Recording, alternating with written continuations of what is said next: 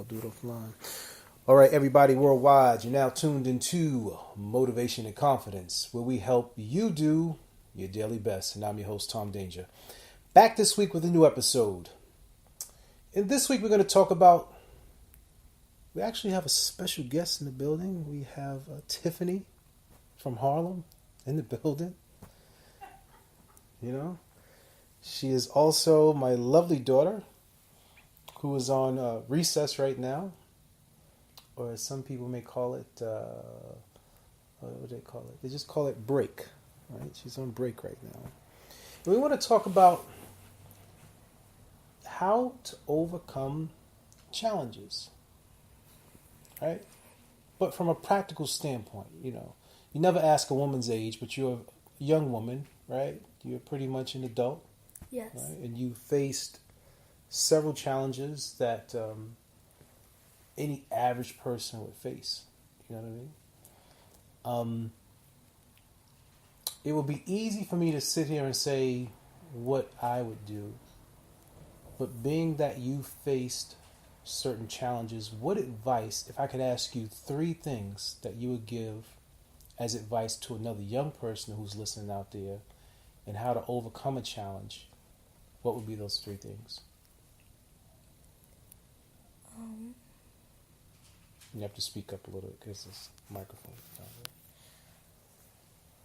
not My first piece of advice would be to have one person that you could talk to, whether it's a parent, a counselor, a friend, somebody that you can always communicate with, tell everything to.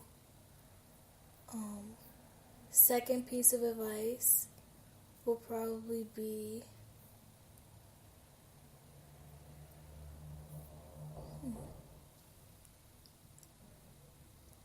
to be optimistic. okay. I think that's important. When you're going through things, it's easy to get depressed. So it's important to stay optimistic so you know what you're going through is not the only thing. Okay. Third thing? Third thing would probably be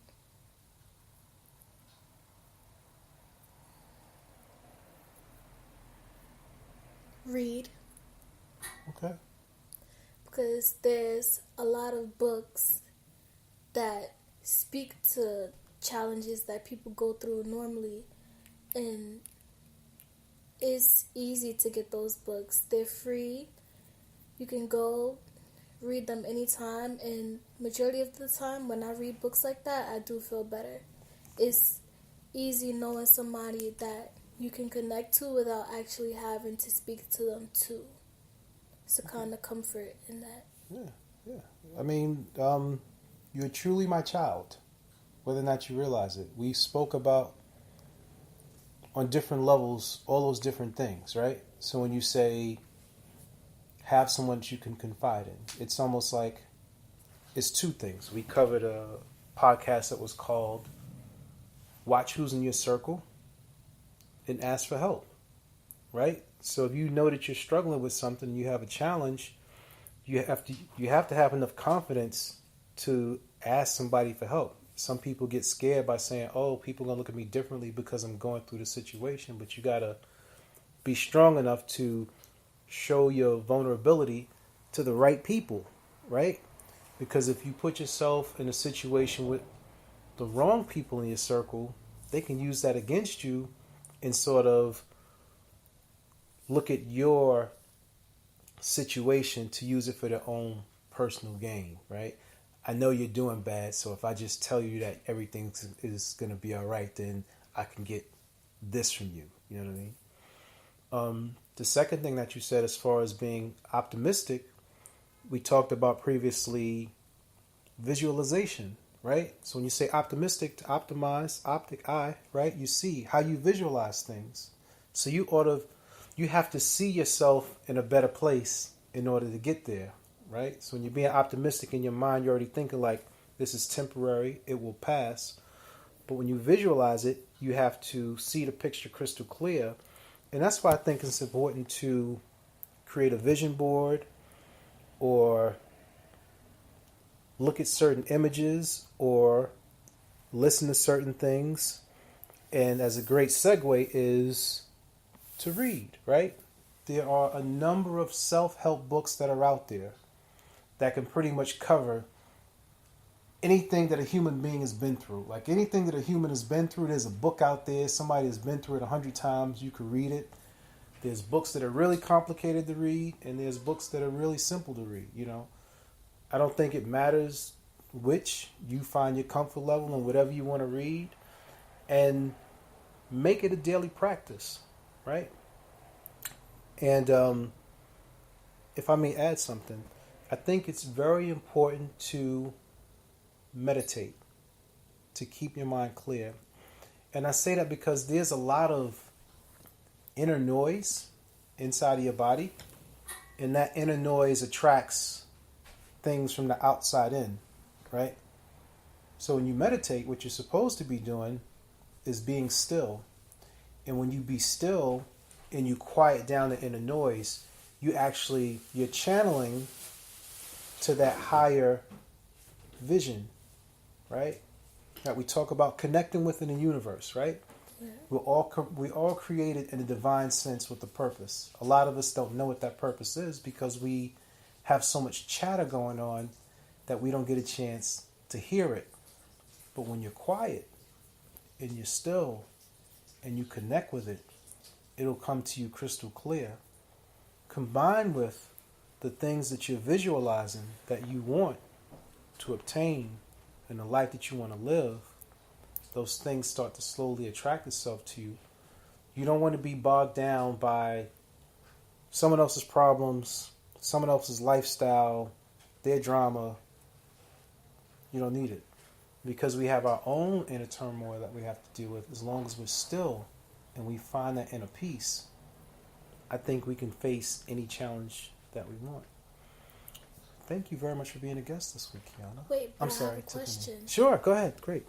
So what about people that can't meditate? Then what would be the alternative? I've heard a lot of people tell me that they can't meditate, but I don't believe that, right? Because most people think that meditation is merely sitting with their legs folded in a particular position and right?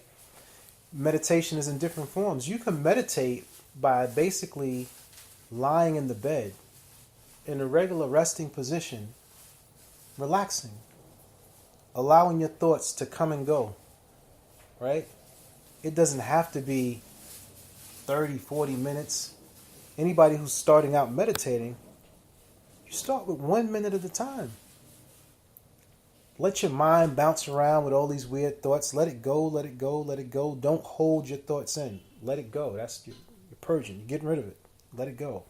Until you reach that first 60 seconds of silence, right? And some people use particular things to help them. I use something it's an app called, and I'm not getting anything for this, it's called Relaxation Melodies. And you go there and you can actually get it for free, but then they have like an advanced version. But you can listen to the sounds of the ocean just going back and forth, or birds chirping, or wind chimes. And it's actually like a little DJ mixer because you can put the ocean crashing and birds chirping and different levels, and you can make your own little mega mix for your meditation. And then it has tutorials that talk you through. And it says, getting a resting position, lie on your back, let your thoughts flow freely. So there's things out there that'll help you, and it doesn't cost you anything. I think most people assume that they can't meditate without even understanding what it is. They think like as soon as I sit down, I'm supposed to be quiet for like 10, 15 minutes. No, all the thoughts are going to do that, right? I'm making my hand gestures flying around because you can't see it, right? So it's bouncing around like a ball. And once you get past that, you'll feel it. You'll know it. And that's for anybody. Yeah. Great answer. I'm glad that you had a chance to partake with us on this episode, Tiffany. Thank you. You're welcome. And until next week, you've been listening to Motivation and Confidence, where we help you do your daily best.